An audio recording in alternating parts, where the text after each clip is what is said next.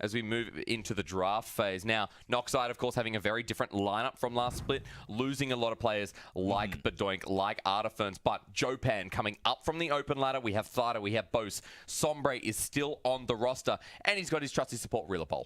That's right. So these guys do have a little bit of synergy coming through because they're able to keep the same unit. That is a big advantage that you have to take into account because all of a sudden, you know when that guy's going to go in. You know when he's going to take that risk that for some reason a sane person wouldn't take, but they're going to do it anyway. Insane. Exactly. In the membrane. In the membrane. And what's great about it is it means that all of a sudden great plays are made, and that's why you need to make sure you keep that solid unit of a team to go through. Yep. So I like to see what they decide to do. And to be honest, with Renekton off the board, a very solid, strong pick taken off away because he really is a monster in the top lane when he gets going. Yeah, I think Legacy Genesis cannot have certain picks, and Renekton must be one of them as we do jump out and pick a bad face. No, we're going to jump back in. It's all right. It was just to tilt you a little bit at home, just to make sure you're all still watching there. It was a test. Oh, the test is back. Time. We're like, no, we're back for now. But it's going to be Kennen coming through as a ban as well, but the Ari taken away, which is a rising success in 7.11 and 7.12.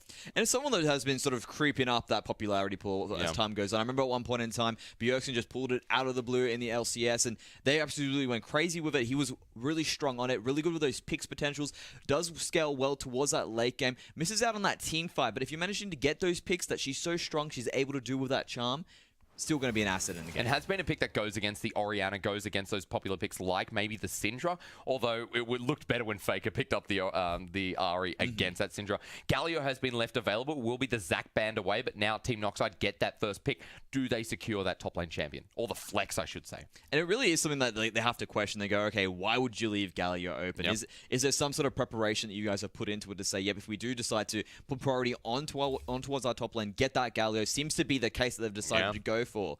And all of a sudden now, Legacy Genesis go, sweet, now we can pick our 2 priority picks, and what they've decided to really give it is they're going to be, are they going to put priority in the bot lane, immediately pick up 2 strong picks there. You've got the Ashe, you can go for the Karma. What about the Nidalee? I mean, the Nidalee has been left through, but will Babib really prioritize going for that Elise, which is a priority? Yeah, leaves the Nidalee, and looks like the Elise will be a bigger priority. Yeah, to decide, you know what, we do want to get the Zyra, we do want to get the Elise. Elise is great in terms of she's able to move around the map immediately, get those kills, really snowball the team around. Similar to Nidalee in that regard, but she doesn't have that super fast clear that Nidalee really brings to it. She still has excellent clear in her own right, but she's more about enabling the rest of her team. And then you do have Zyra as well, strong carry potential towards the late game. Legacy Genesis seem to be building towards that late game team. Yeah, I feel like, there is a lot of AP damage early as well from Legacy Genesis, as you mentioned, the engage potential, but Team Noxide looks at the virus, locks it in straight away, not even going to go past that Ashe, instead preparing themselves for that Blade of the Ruin King virus, which we've been expecting in the recent patches. And tonight, Team Noxide look to be the next team to just pick up the Kha'Zix. Normally, Kha'Zix hasn't had this much priority, but in 7.12, I feel like there's been a big turnaround. Yeah, when you do start taking off some of those S-tier junglers off the patch, all of a sudden, there's no longer going to be a Zac, all of a sudden Elise is off the table as well. Rek'Sai. Then it opens up, okay, who do I want to go for? It's either Lee Sin or Kha'Zix. And one of the good things about having Kha'Zix with the Galio combination is all of a sudden you've got someone who's going to be a delivery point. Like, sure, yeah, Lee Sin can be a delivery point as well, but Kha'Zix, if he manages to get in on top of a priority target, and then all of a sudden as a Galio dropping on top of everyone's head, it is just absolute anarchy in a team fight. The safety composition with the Galio, of course, does protect with that heroic entrance, as well as that Idol of Durand. We now look at a Fiora, which has been left through the first pick and ban phase. And now it becomes clear. They're going to say, yep, no worries, you guys can take the Galio. Our preparation is going to be the Fiora. That means, basically, you know what, you're going to pick a tank, that's fine, we're going to pick a tank buster. That's right. Procking those vitals on the Galio will have a bit of a trouble, I feel like, in that laning phase. We're going to have to keep an eye on how Jopan goes against Artiferns and if he can get around and actually get his ultimate out onto the map. But now that we're in the second ban phase, you can see on the board, Karma and Lulu both simultaneously banned by Legacy Genesis.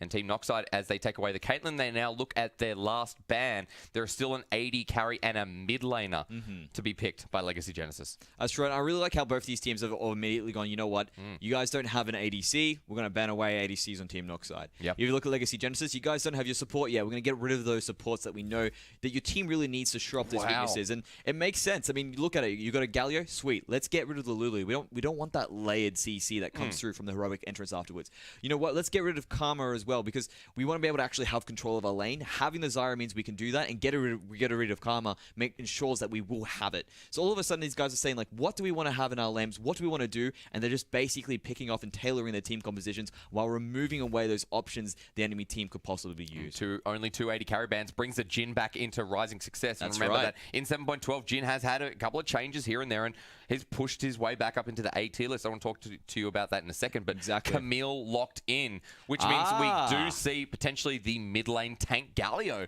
which is just being picked all over the world. And that's one of the big things that you can do when you do get the Galio. You can flex him. All of a sudden, you go, you know what, let's pick him up immediately. If there is some answer towards him in the top lane, doesn't matter. We can just immediately throw him into that mid lane. That means, though, Legacy Genesis does have the option to answer with a mid laner in their own rights as well. Of course, I mean, they can go ahead and pick up No. That is going to be a little bit trolly. But if that gets locked in, I tell you what, Hayri has just blown us out of the water. It makes sense. I mean, like, Tilting has been known to play Sona. Yeah. So that could be a flexed Zyra. No, but it is going to be the Kassadin or the Lucian. Never call it too late. So Harry going to pull out the Lucian, which has been just coming into the mid lane in force. But Harry has been one of those competitive players that we haven't seen the best performance on. Yes, he's good in solo queue. Yes, he's good in scrims. But how does he go in competitive stance? So Lucian will be his response. And on the first week of OCS, we look to see him perform on that champion.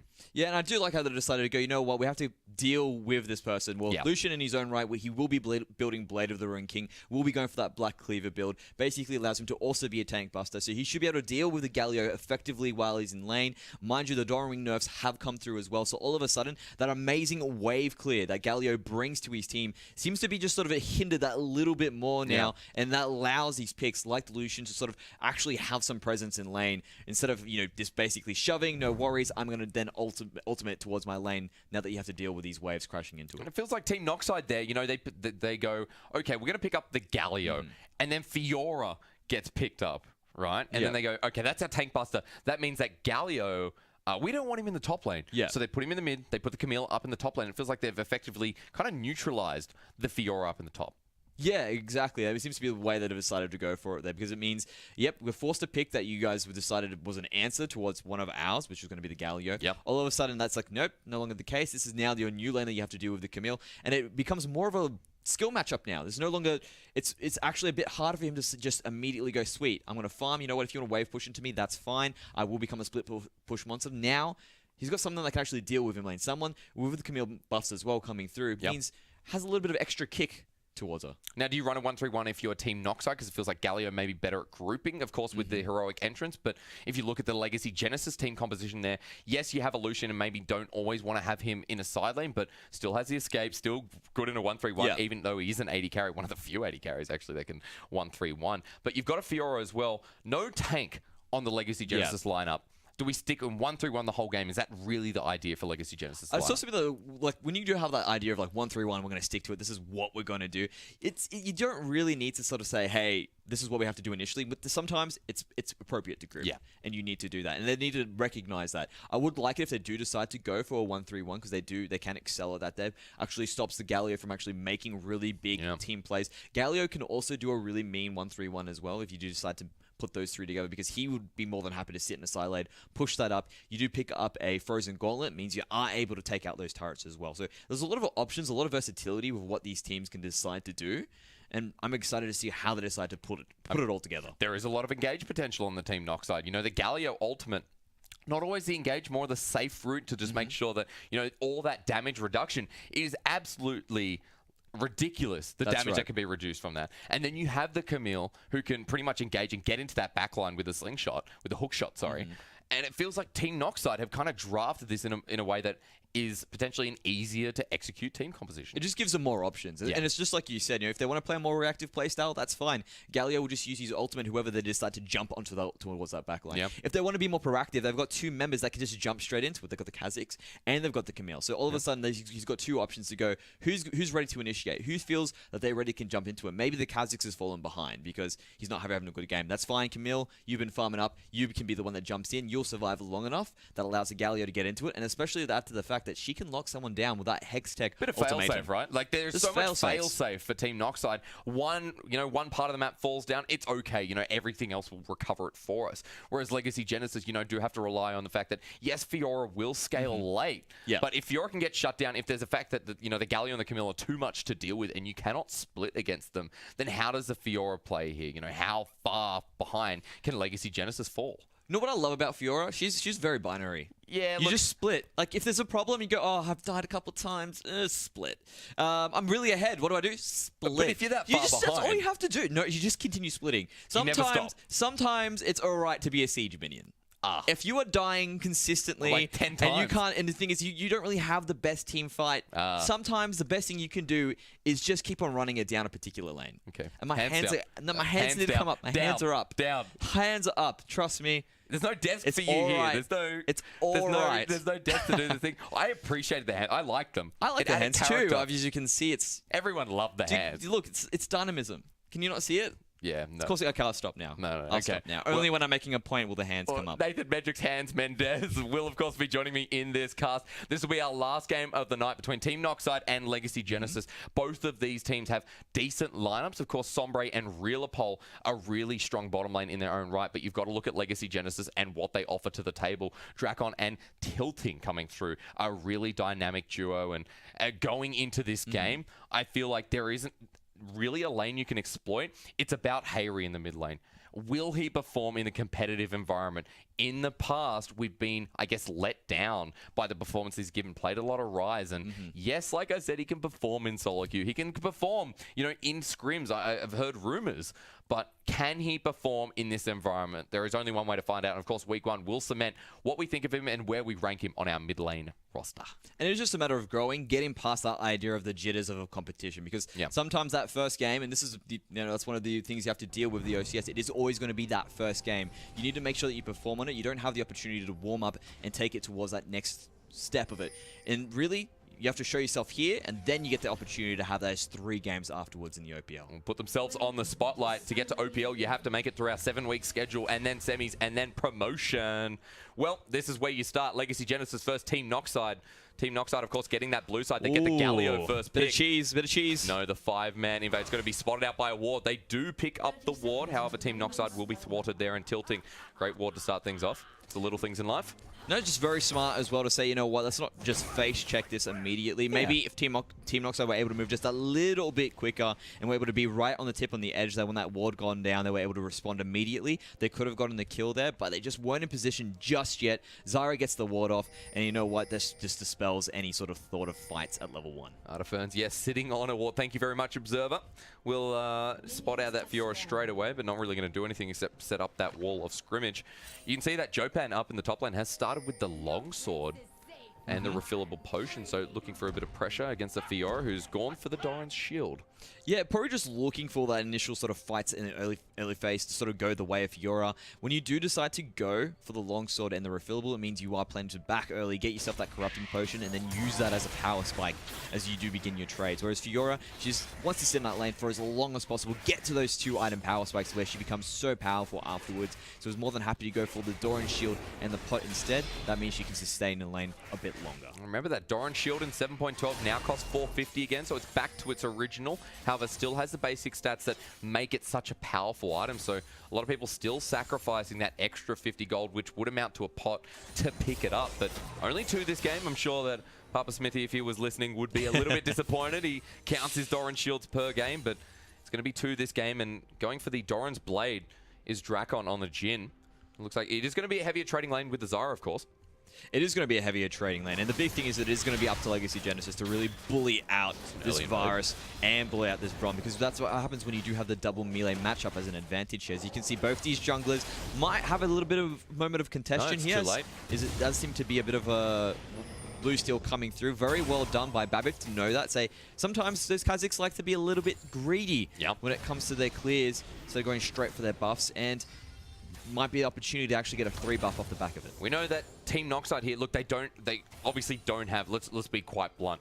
I think if we're talking about better junglers here, we can always look at Babip. Babip is the more experienced, and we've said how vital that is in the OCS. But the guy has just had fantastic pathing throughout last split. And he's also shown himself in League of Origin that he is actually a monster and someone to be feared on potentially an OPL level. So Bose has a lot to bite off if he wants to contest with this Nidalee, I guess, one trick, or now Elise, who's played a little bit more. Yeah, I completely agree with you there. And sometimes it's not just like that idea of being better just comes out of confidence. Because really, for them to make that play, to say, yep, I'm going to invade against this Kazakhs, someone who typically does very well in 1v1s early, and just jump in and take your blue buff shows how confident he really is to actually make that play.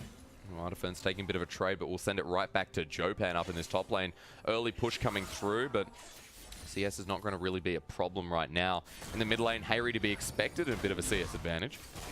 Yep, that is agreed to there, because really when you are melee going up against ranged, even though that wave clear is effective, sometimes you miss out on that CS trying to force that wave clear down that lane. Yep. Whereas Harry has that single target damage, is able to sit back, use that piercing light when he needs to really get that wave clear off or get those last hits, and it should be able to actually get a bit more of an advantage from there, already accumulating roughly 10. Babib, of course, not knowing that there is a ward in his... Oh, no, he went straight past the brush as well. Bose gets a deep control ward down, and that is going to spot out Babib on his pathing. So Bose now looking at mid.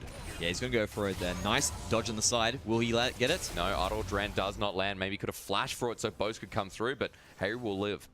Now, but wisely decides not to go for it there, because you know what happens when you do decide to make those flashes right there in a situation. There was an Elise waiting there, and it is a bit risky to go when you say, you know what, I'm not too sure where Babip is right now. If I do use this flash, it could mean disaster in the mid lane for me. Jopan has to be careful. Elise walking up top side, the flash comes through, doesn't get the last animation of the hook shot. First blood over to Legacy Genesis. And again, confidence from Babip.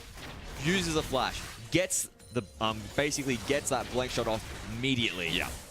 Just point blank flash, goes for it, and straight away, Legacy Genesis off to a great start. Yeah, especially in the bottom lane as well, as Legacy Genesis now going to get chased. Winter's Bite after a flash, and Boaster comes through. Leap forces the flash out of Drakon. It's turning around. The Ignite onto Brom. Reelapol played it a little bit too wrong. The TP's come down as well. It's gone horribly wrong for Team Noxide, as Legacy Genesis will score 2 more. Just responses around the map. Noxide felt pressured when they realized the first blood did go over to Artiferns there, so they decided to make a move in the bot side. But that's what happens when a priority lane has that priority in place. You do decide to make that move for it, but it ends up being 2 going down for Noxide in the end, because a great response from Artiferns after he managed to get that advantage in the top lane. And now this game is looking pretty dire for Team Noxide. It's just the difference between a team that has been playing a lot more OCS splits than a Team Noxide. I mean, Sombre and Reelapol, yes, have that under their belt, but when you look at people like Jopan, who hasn't had this semi-professional experience, like Artiferns, you know, times his teleport perfectly, knows exactly when to engage, and the control around the map and getting that extra kill, the Ignite ticking on Reelapol, means that both bot laners go down, and this is a really good early start for Legacy Genesis. And it just goes back to that snowball effect. Artiferns had that teleport advantage because... Whoa, Snog indeed. Snowball is what I meant to say. You know what? Snogs is okay, but I meant to say snowball there. And why the reason it is there in place, it is a completely different conversation. So what I wanted to get back to before my fantastic play-by-play caster decided to throw me under the bus and say whatever he wanted to say. And, you know what, you just decided, you know what, you throw me off again. Quick, Mendrix. What I wanted to say was there was a fantastic gank in the top lane that allowed Artiferns to use his teleport proactively, but here comes a fight. You speak the gank and comes through. The Cocoon misses, both trying to get the isolation repel into the roof. It's going to go down with a Hextech ultimatum. Jopan picks up Babip, and it will be the first kill for Team Noxide. And all of a sudden, you can see what happens when the lane priority is on the other hand, on the other foot. All of a sudden, Noxide were the ones that had this giant minion wave there. Babip wants to make something happen from it, finds a rogue Kha'Zix, and that's the advantage when you get the Kha'Zix who has the drop. Immediately goes, but here comes Zaita. Yeah, no, Zaita. Oh, bad habits die hard. Exactly. It's going to be Noxide coming through. Here comes a heroic entrance right down onto the ground, but Hayri is already out after burning a flash. Absolutely. Bad old habits do die. Hey? I did think it was going to be Zaita, but you know what? It says Zaita. I saw, you know, I looked at it and just... Corvidae. Too much there, too much. But it's all good there. He does decide to get a bit of a trade-off. Harry's still alive. And as you can see here now, this is where the wave clear really becomes an advantage for the Galio. Yeah, but of course, executing composition starts like this. Babip with a Cocoon in the mid lane, and Thida is no longer of this world. Harry will get his first kill and being distributed nicely on Legacy Genesis. And this is the power of Elise. If she's able to land those cocoons early, run around, it is going to be mobility boots. Elise, she just goes crazy around the map. She does so much damage early, basically having that percentage health damage on it with the execute on top of it.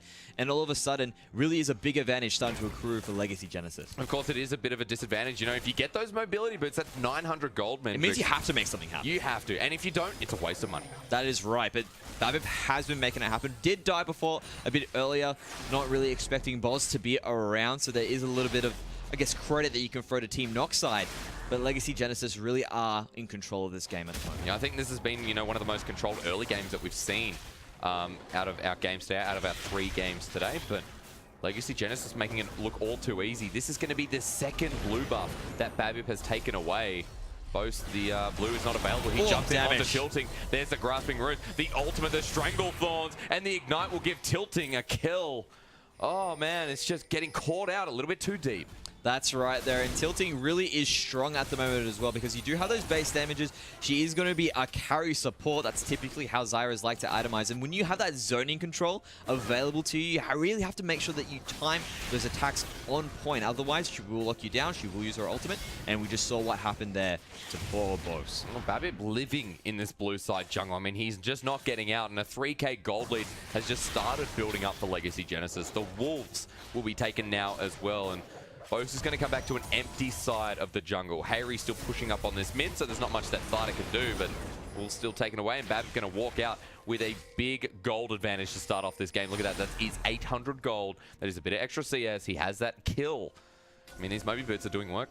That's right. And it's not just the gold that he's getting out of this, it's the experience. That's the big thing. Every time you're taking away those camps away from your jungler, all of a sudden that jungler item that you bought becomes less worth. That's the big thing you have to take into account here. That is a level 7 Elise to a Kha'Zix who's typically good at, looking for that farming, then makes these plays afterwards, whereas Elise is trying to make plays around the map. And if she's ahead in levels, that is bad news. It bodes not well for Team Noxide.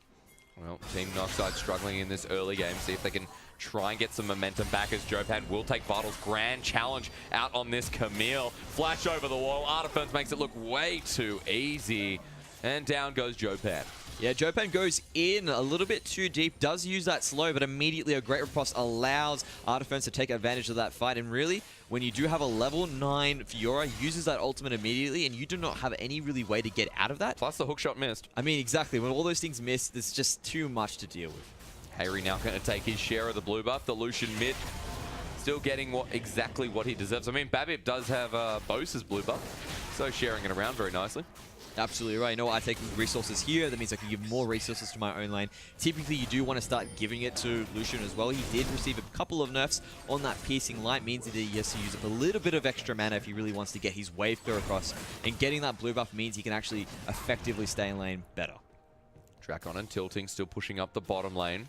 1-0-2 on this Jhin who has the BF Sword and Pickaxe. Now Bose sitting in the wings, waiting to make an aggressive play. There's Chains of Rust and a follow-up ultimate with the flash from Drakon. Is he going to go down? He's still alive. The flash forward from Kha'Zix. TP's still there. Bose has to get the heck out of there because he's going to be vital, but will not find it from Artiferns. They will find the one, and a proactive play from Noxide, but uses a lot of summoners.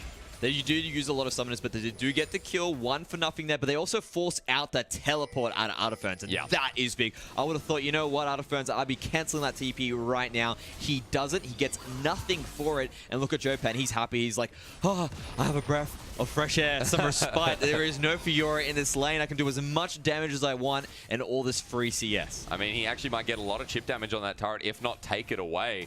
Hayri trying to compete in the mid lane, and Thida will find the wave clear, will force the Lucian back. We have a look back at that top lane. I feel like the Camille very close to getting that turret. Artiferns is back here now, so Jopan, has he gone too far? Artiferns, grand challenge is available. Babip, meanwhile, is going to translate some kind of pressure onto this Infernal Drake. We have not had an Ocean Drake or a Mountain Drake tonight. Yeah, it seems to just be, that whole mixture of fire. Oh, there we go. Yeah, as you say it. Yeah, baby. The caster curse ends up coming in true, but you know what? Yeah, it's a bit of being our advantage for once. Does it? Oh, well, I would love to see mountains. Mountains are great because I think... How's this our advantage? We don't get it. Look, because it creates a lot more commotion in that lane. I feel that Mountain Drakes are probably one of the big ones. Never mind. Grand challenge. Artiferns is exhausted. Down. The savior. It's going to be Bose saving Jopan's life. Noxide actually coming back on the board here in a strong way. So Artiferns, I really did want him to have a little bit more. Here we go. They might find something. Good flash. Another Cocoon misses, and the Culling's going to come through as well to poke Thida down. They will get the first turret bonus in the mid lane, which pushes it to a 4k gold lead, sorry, and Team Noxide to trade up top, but it's a little bit too late, as we still will be reduced back down to 3, but that turret going down top lane will open up Jopan to maybe do a bit more glorious things. And again, that is absolutely expected for that mid lane turret to go down first, because you know what? That poor Thida has not been getting any blue buffs. No. Babip's been stealing them away. That means that all of a sudden when you do get Harry getting those extra blue buffs, it means he can push out a bit more effectively. That wave clear is no longer there for the Galio. As you can see, he's opted in to go for this towards that Sunfire Cape instead, and he doesn't have 3 Doran Rings because that nerf really does hit hard. I mean, normally it would be going, into that Abyssal Mask, but you're not going up against an AP laner, you're not going up against that heavier magic damage. In fact, when you look at the composition, it's pretty much like, okay, we have an Elise. We have a Zyra. Do I need to build a Abyssal Mask first? No, probably not just yet, but we'll deal with Hayri for now as another turret goes down in the bottom lane. And Legacy Genesis still holding the cards in this game. You can still see how they're going to execute this 1-3-1 composition and eventually just snowball themselves into the mid-late game.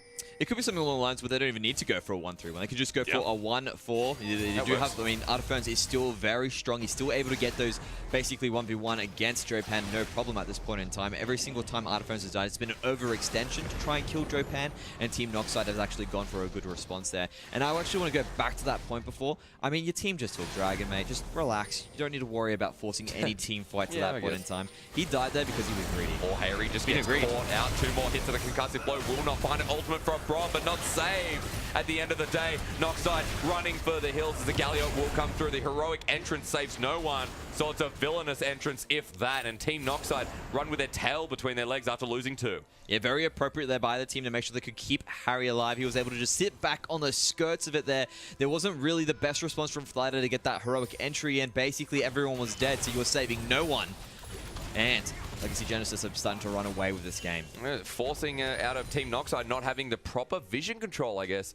And it seems like every single corner, Babip is there waiting. He's now back in this blue side jungle. However, that last blue did go over to Bose, but it went over to Drakon. So I guess he didn't get it. At the end of the day, Legacy got the blue for the 3rd time. Really, and junglers take note about what Babip is doing, because you know what? If he steals the resources away from Boss and he's unable to invade inwards, that means that those resources are just waiting for him afterwards. As they begin to spread their influence around the map, it's just going to get harder and harder for him to remain in this game, because Elise will just get further ahead, get that little bit of extra AP scaling, and Babip is always there with his team at the right time.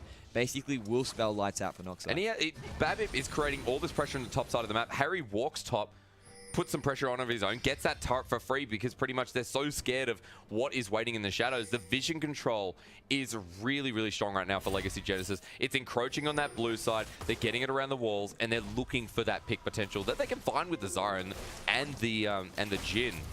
And right now, Legacy Genesis, they're still holding those cards. It's a 6k gold lead where they're not really forcing anything. It's like Team Noxide are just coming into their laps. And it just comes down to that, like you said, with that vision control being put in place there, it comes because of Babip is making those aggressive plays. Yeah. His team wants to support him and say, yes, keep on doing this. We're going to give you the resources that you need to move into these lanes appropriately, and that will continue the snowball effect that you've built up for us. I mean, that is a 6k gold lead. Absolutely monstrous at the 16-minute mark. I think I misjudged Drakon and Tilting. Played a very good early game and a very consistent early game for Legacy Genesis, and a bot lane that we weren't expecting, to sort of be that far behind. Drakon and Tilting are going to pop the curtain call here against Sombre. Tilting's here. Both over the wall. Tilting goes a little bit too far forward. Please do not ruin my reputation. Mind you, that is an alright flash just to get away there in that point in time. As you can see, the Cerny ultimate comes out once again, and Tilting really hasn't needed to use a proactive ultimate. Everything seems to be off the back of, oh, Noxide are engaging. Let me just drop this. Let me just drop it right here, right now. The rampant growth. Yep. The base? Drop the base? Drop the base. There you go, Drop Mandy. the base to drop the boss. And in the end, Legacy Genesis continue to do well towards their bot lane side. And again, more control coming through here as this, I guess you could say the Rift Herald is going to fall. Good old Harold is coming into the game again. You don't have to guess to say this Rift Herald is going to fall, Mendrix, and it will be taken by Legacy Genesis, who another objective on the board will still lead the charge. That next dragon is going to be a Mountain Drake. Infernal already picked up by Legacy Genesis, and the Mountain Drake is going to tuck nicely underneath. If they just drop this Rift Herald, go for the dragon, free objectives all around, and Legacy Genesis, with this control, can just do whatever they want on the map, it feels like. Seems to be a smorgasbord for them at the moment. All the puzzle pieces are falling into place. So we got the corners already. Babip, can you find us another one? Yep, no worries. He's just going to go kill someone, take it off him, off the side of it there. And everything's going well. Well, Babip now just going to walk towards this dragon, set up a bit of ward control behind the pit, and with 10 seconds till it spawns and Baron up in a minute 45, Legacy Genesis have the run of the mill. You can see their ward control is really, really nice in that top side river, but down on the bottom side. They're just trying to create that pick with Team Noxide scared to encroach any further. They're going to pull the Dragon out. They're going to start this one, but it will be contested if Team Noxide can get around to it. But there's just so much damage already. It's going out so quickly, and the control that Legacy Genesis have in play just means it is easy picking for them. And this is a really volatile combination Legacy Genesis have managed to put together here, because they've got now an Infernal Drake, they've got a Mountain Drake, and then what they can do with that is drop the Rift Herald in the bot lane and just go for Baron that's about to spawn in the next minute or so. So if they recognize that play, that just means they have absolute control from then on. They've got a Baron player afterwards. Really is the nail in the coffin for Team Noxide. We haven't really seen... Oh, no, that was quick. Babbitt, bit too cocky. Oh, and you know what? It comes down to that vision just not being there. He's so used to it. But here comes another fight. It was before the wards must expired and tilting caught out again. The heroic entrance. Team Noxide finding 2 picks off the bat will alleviate that set pressure, and maybe they can finally start opening up the map. And all of a sudden, the momentum is gone for Legacy Genesis. They, again, when we get this turret off the back of that there, you do have Babbitt going aggressive when the wards were just not there yet. They had gone to the bot side of the map. That's where they had put their control. They got the Drake because of it, and then they thought they could just walk up nonchalantly towards there and go aggressively again to Team Noxide's jungle. No, no, no, no, no. Punishment needs to be done. Artifern's running for his life right here. Tries to find a turret, but mid lane, tier 1 will go down as the grand challenge has not yet been issued. Artifern doesn't even bother. Bit late onto Jopan. He uses the Hextech ultimatum. Galio finds the kill, and Team Noxide with 3 kills and a turret shorten that gold gap. Yeah, it just seems to be the appropriate responses here from Legacy Genesis overreaching. Just back away. You got that. You had that volatile concoction ready to go. Drop the Rift Herald. Team Noxide have to deal with it. You go and get the Baron. Everything's good. No, instead they overreach again to try and get some more resources. Take that away from Team Noxide. And you know what? They've seen it happen probably 3 times now. Seriously, they're not going to let you do that every single time. Yeah, it's a bit of a difficult situation. Bo's 4th blue buff. Does he get it? Hang on. Babbitt. He's got something for it. Oh, are you joking? It is so hard to do Oceania. because it's basically a head Elise with execute damage followed up straight away with the smite. Mind you, what do you mean? He's isolated. The Kazakh has it as well, but the thing is just Elise is just ahead with extra AP. I know Knows Elise immediately is ahead. What she needs to do. She's just Kha'Zix is 4-2-1. What do you want to do? What can you do? Get a blue buff, maybe. Well, Babbitt's been taking them. Yeah, I know. That's the problem. It is clearly a problem, and proper warding is the case, but Legacy Genesis still have control. Team Noxide haven't really regained control of the game just yet, and if Elise has a full support of her team there and wants that blue buff, she's going to take it. Right, I think she did exactly that, so Bo's really not having the greatest... He is 4-2-1, but in terms of control, not having the greatest game. We're going to see Grand Challenge popped and readily available. Heroic Entrance is going to be parried there, but Artifern is in a lot of trouble. One more hit, he flashes out the wrong way. Seems like a misplay, and Team Noxide get another kill with Rift Herald being summoned in the top lane. And again, it's just Artifern's just being too aggressive, going after Jopan, because Team Noxide have been really supporting Jopan when it needs to be done. And yeah, I think that was probably just spawned because it was about to expire, so decided, you know what, we're going to drop it here at that point in time. So that's why he decided to go, you know, it may be not the best time to do it, but it's going to have to be done this way. Of course, it was getting close to expiring as well, taking it about 18 minutes in the game, so they did have to just pop it down. And top lane, it will alleviate some pressure, and Team Noxide there to respond. I like how they're just running for it, like, get it before it hits the turret, before it charges. It's got a lot of minions. It's going to go down. It's not going to get a turret, but Party in the top lane. We haven't seen many Rift Heralds like really vitalizing this game.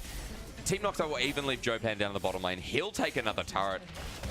Gold is just dissipating. Legacy Genesis such a great early game, and just these small minute mistakes where Team Noxide can capitalize, and they've started steamrolling this game. They're ready to just use that Galio ult, and they've done it 3 times already. Been very liberal with it, and it has been effective. And really, Team Noxide are hitting that point where they do have a great power spike. They've got a great team fighting composition. Legacy Genesis have a decent late game, but they still need to get a few more items to make sure that comes up online. And Team Noxide have used their opportunity to strike it very well, closed up that gold gap. Now it's up to them to really force another skirmish and put Legacy Genesis on the back foot before this game gets too late. Well, they put Hayri up in the top lane. He pushes the wave, then backs away. Not happy to really split against the Galio, who's got the Sunfire Cape in straight into the Gargoyle Stone Plate. Gets ready to go for those little skirmishes, or sorry, mass team fight. 23 minutes into this game, and we did think it was all over Red Rover for Team Noxide, but with these small picks, with Babip getting called out and Bose starting to pick up the slack, it's like Team Noxide are in a good position to fight. And it really is just that discipline factor. You know what? You have to understand, we've taken enough objectives, let's do a reset and then start preparing around the next objective. When you start walking into the enemy team's jungle unprepared, expect to get punished. That's exactly what Team Noxide did. Now they've put themselves back into this game. Artifirms fancies his luck once again on Jopan. Hookshot is available, however, and there is being a play made up in the top side. See if Legacy Genesis still have it. Culling to come through. Thought it has been ignited. Aggressive. A couple of more shots. Hayri going so deep there. Flashes forward. You know, I was going to say something else. Bose to come through to jump on top of the Lucian, who doesn't have the relentless pursuit, but even with the isolation, is not going to get taken down. Dragon spawn in 30 seconds, and it will be the kill onto that Team Noxide Galio.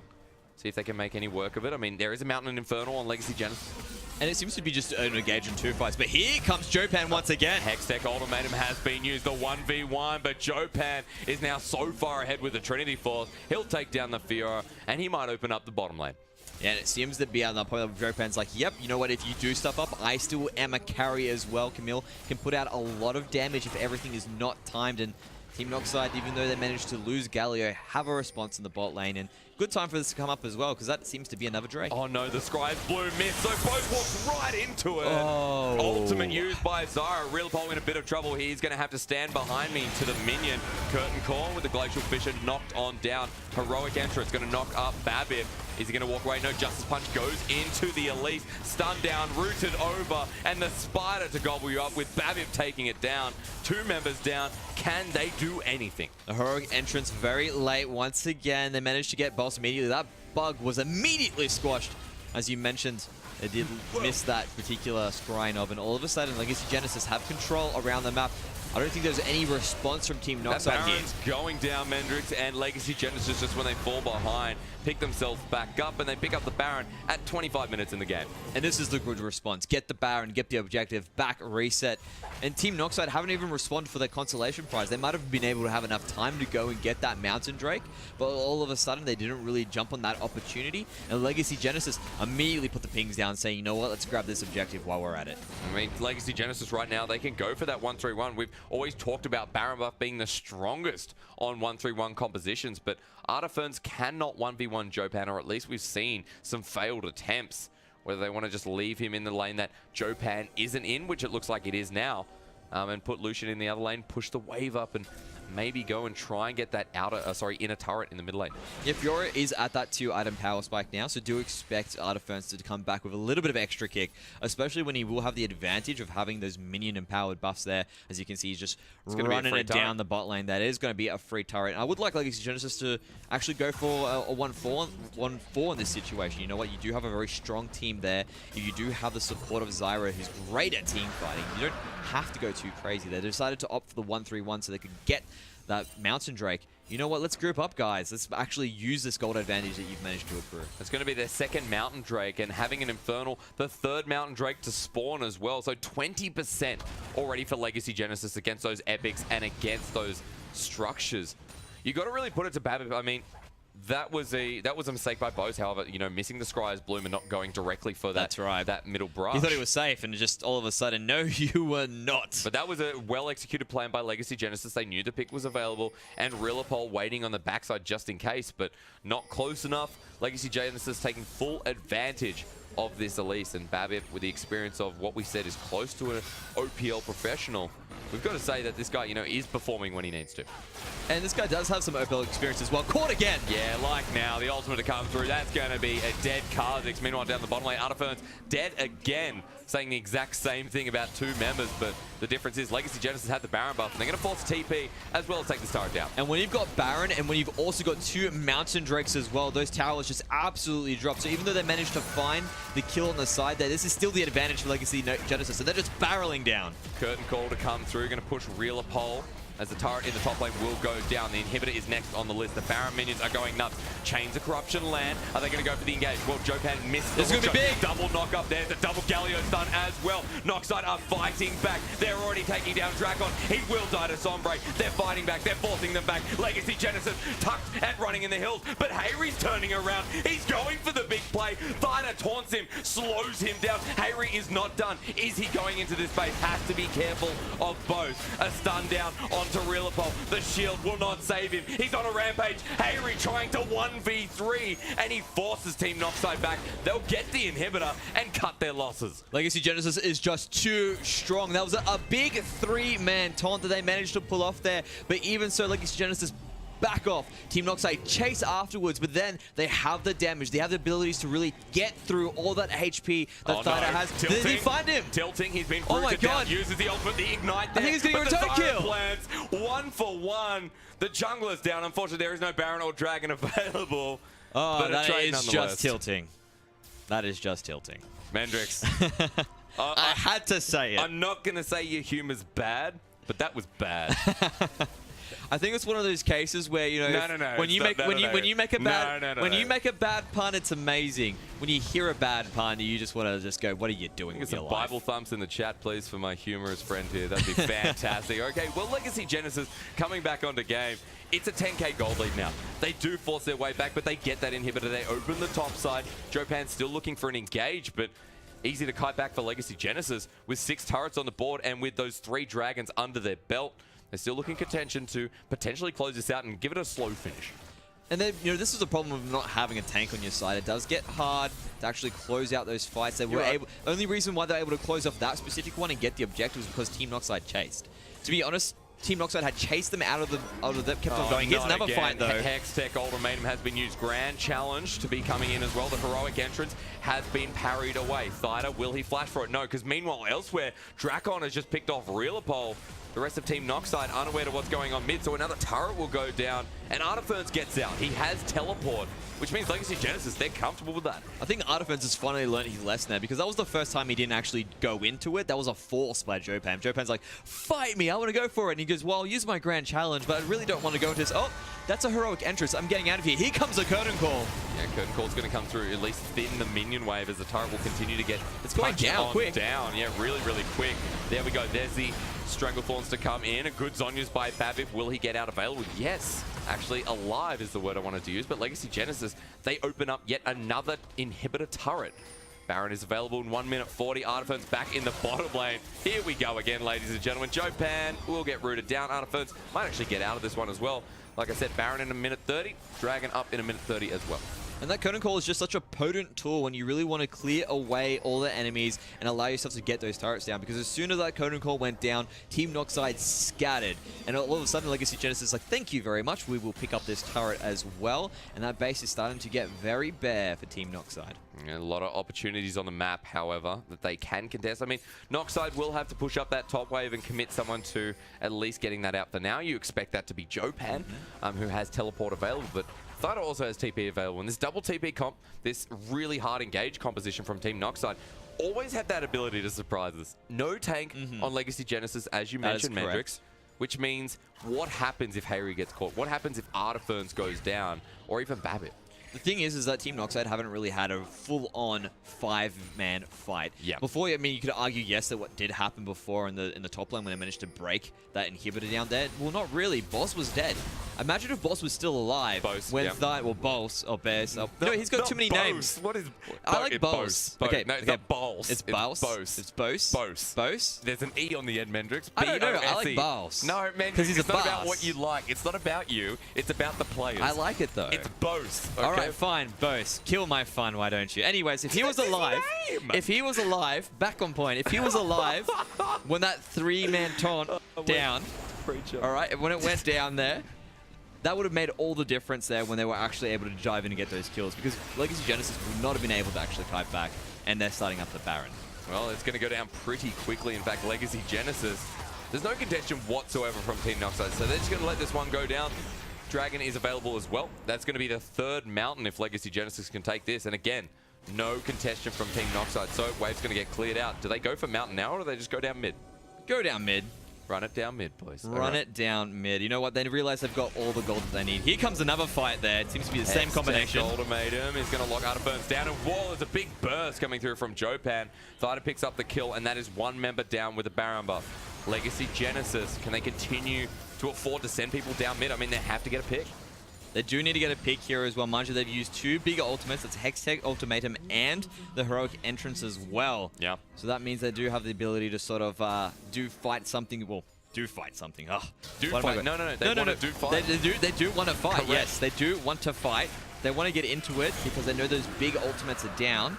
But they're just being wise and continuing to strangle out resources. Let's go for the mountain instead. That's 3 Drakes. One mistake. Is 3 mountains and an Infernal. That is right. One mistake from Team Noxide.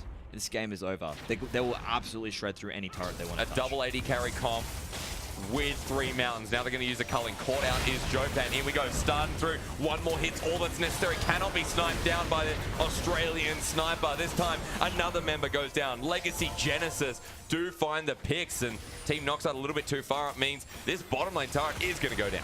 2 members down. Look, as you can see, immediately shredding through it, and it really was down to that great pick potential Legacy Genesis has in that late game, and I think that's the final nail in the coffin there. I think Legacy Genesis, it has been a slow win, but if they can push on forward, it is going to be the 3rd inhibitor going down. Legacy Genesis just need to complete their transition into these Nexus turrets, but doesn't seem like they can do it yet. There is still a bit of wave clear. There are 2 members coming back up shortly. As Baron comes in, can they fight? Well, they still have 2 members dead. They've caught the Galio. Stunned up. He's going to get destroyed by Tilting, who's just having a menacing game here. Legacy Genesis don't even have to go for this fight, but Hayri showing up a little bit, will survive with the help of a heal, but it is a simultaneous win for Legacy Genesis as they take down the Nexus. I like how you say at the very end, can they fight? And the answer is a resounding no. Thida gets destroyed. They had to fight, Mendrix. They had to fight. I mean, they had to fight. Last will. Last stand, heroic stand. Not going to happen. But it feels like, guys, look, the early game, Legacy Genesis took full control, Preacher, and it was all about Babip. You know, can he secure that blue side jungle? And every single time was a resounding yes. Yeah, so you got to take a look at this from the get-go. Everything was initiated in Champion Select because top lane had priority. Fiora definitely beats out the Camille early game. You can do your parry against a hook shot. It's very telegraphed. You've also got Lucian into Galio. Galio is melee. He also has a lot of MR. Not going to do anything to Lucian. And of course, you got the signature Zyra on Tilting. And you've also just got so much control down into the bottom lane. That allowed Babbitt to go straight into enemy jungle, and you could really see that reflected in the amount of blues that Bo's got throughout the period of that game. I think that 4 was stolen away from him in the early game, and that was just testament over and over again to these pushing lanes and the security that Babbitt had over it, but it even went even further because he just managed to have that cohesion that pulled the team back together. Exactly right. That's right, and it does come down to the fact that their plan was made clear. They left the Galio open, and they had 2 clear responses for it. Yep.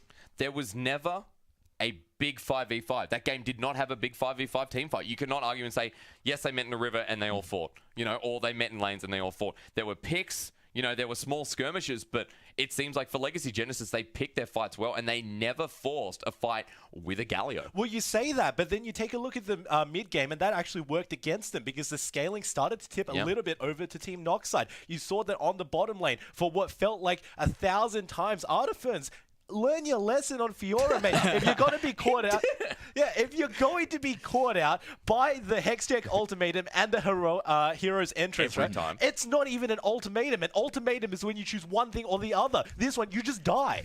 Well, I mean, what I want to look at is what was happening. Why was Legacy Genesis doing so well early? And they were playing their game. They had a pick composition. They had that early sort of pressure and priority, and they used it effectively. The moment they started playing Team Noxide's game, where they're like, yep, let's do some fights here. Let's be a little bit aggressive and see if we can jump into it. Team Noxide punished them immediately. You could see the effect was going to be in place. Artiferns kept on overextending and dying because of it. And Legacy Genesis had to take a step back and go, okay, we need to go back to picks. And as soon as they found that correct pick, got the Baron, took control of the game again, and it was their game to play out. And that's going to be a simple win, really, for Legacy Genesis, who lost a bit of control in the mid-game, but take it out overall. That means for OCS Week 1, we are unfortunately going to have to leave you for now.